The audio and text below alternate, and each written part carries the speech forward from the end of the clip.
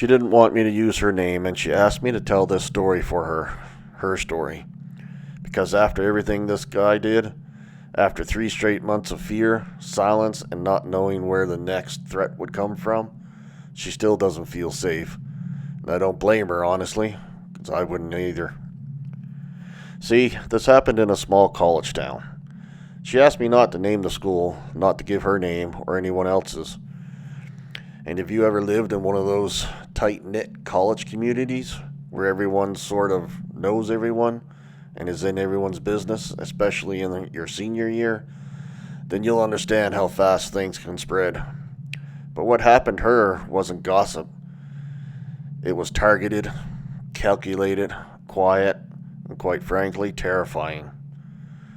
It started her senior year. She was taking a required statistics course that she couldn't seem to get caught onto, I guess, so to say. She wasn't getting good grades, and she needed it to graduate. So she got paired with a tutor through one of the school programs. This guy in his late 20s. Let's call him Adam. He was incredibly smart, soft-spoken, and respectful.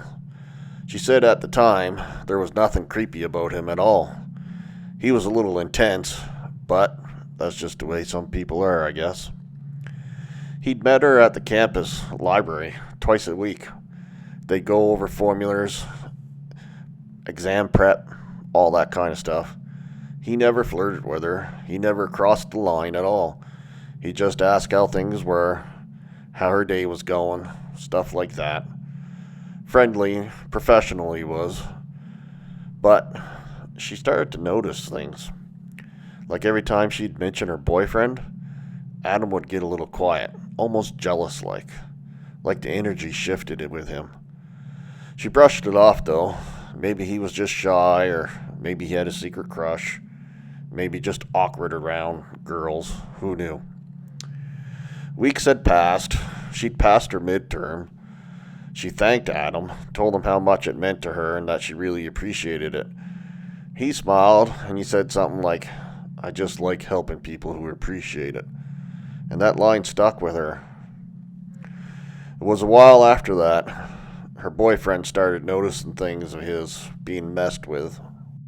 At first, it was small things, like a flat tire in the campus parking lot, a strange rumor that he'd been seen flirting with someone at a party which he never even went to.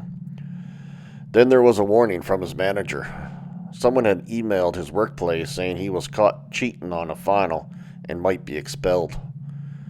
None of it could be traced either. The tire was probably just bad luck, we thought. But the rumor? College gossip, maybe? The email was anonymous and got dismissed, but still, something felt weird about the whole situation. But she didn't connect it to Adam at all. See, graduation came, she passed her course, and she thanked him one last time.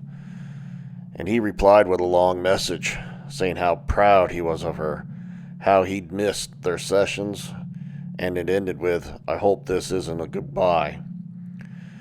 She thought it was a little strange, but she ignored it and thought it was a little weird, but nothing dangerous, I guess. And then the messages started coming in more frequently. They came from a different number, an unknown one. Just little things at first, like, "You looked beautiful in that blue dress yesterday. I saw you at the coffee shop. That guy you were with, he doesn't deserve you." It was starting to creep her out. She still didn't think it was Adam, but she blocked the number. It wasn't long after that, another number started messaging her, then another, and none of them could be traced.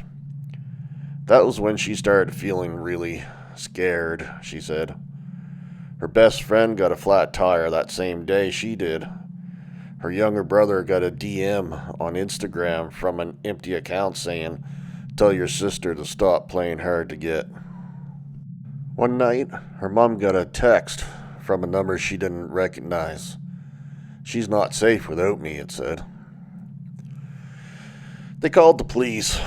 They started reporting these things, but the police, Said they couldn't do anything. The numbers were unregistered. The accounts were created and deleted before they could be traced. She changed her phone number again, but it didn't help. A week later, she got an email from an account named Only Yours. No message, just a photo this time. And it was a photo of her, sitting in her car, looking at her phone. That was when she broke down. She started having panic attacks. She couldn't sleep. She stopped going out at night. Her boyfriend begged her to leave town for a while, just until this could get solved, but she didn't want to abandon her family. See, the thing was, Adam had never threatened her directly. He hadn't shown up anywhere. He hadn't said anything violent to her. Well, until the dog incident. See, she had a German Shepherd who rarely barked unless something was seriously wrong. One night around 3 a.m., he started going crazy at the back door. She ran downstairs thinking someone was breaking in. But the gate to the backyard was wide open. No one was there, though. But sitting on the porch under a rock was a folded piece of paper. This is what it said. "You don't have to be scared. We'd be perfect together. All you have to do is say yes." Well, this freaked her out. She called the police once again, but still no proof, no fingerprints, no footage. Then her dad's truck, it was torched a few nights later. That finally got some attention. Police started surveillance. They told her to leave town, to go stay with family just temporarily while they looked into it. She moved in with her aunt 2 towns over. Meanwhile, they started investigating deeper again. Turns out Adam had no criminal record, no history of mental illness. He had passed every background check the school required. He didn't follow her on social media, never emailed her from his real account. This was just nothing. There was nothing for them to tie him to her. Until he slipped. 3 months into this nightmare, he broke into her house thinking she was still gone. She had left some lights on, left a coffee mug on the counter. He'd probably thought she was back, but she wasn't. And this time, the hidden cameras caught him. He was calm, quiet. He walked around like he lived there. He went into her room, sat on her bed. Police arrested him that night.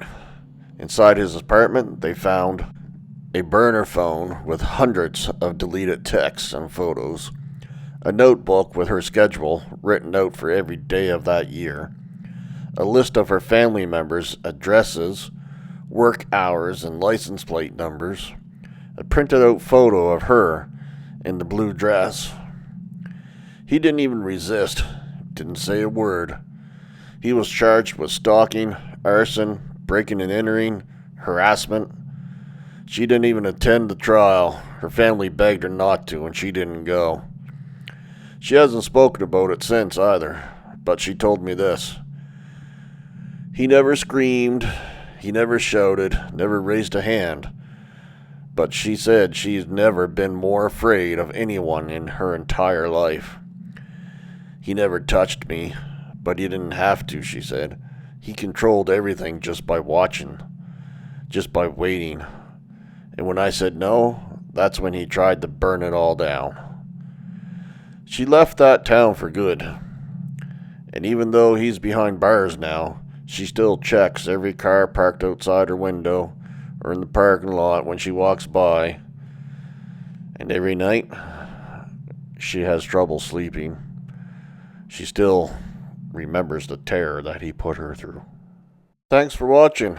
If you have a story to share and you'd like it to be on our channel, email us at mindcodedean@gmail.com. Be sure to like, comment, and subscribe. It really helps our channel grow too. And it's completely free.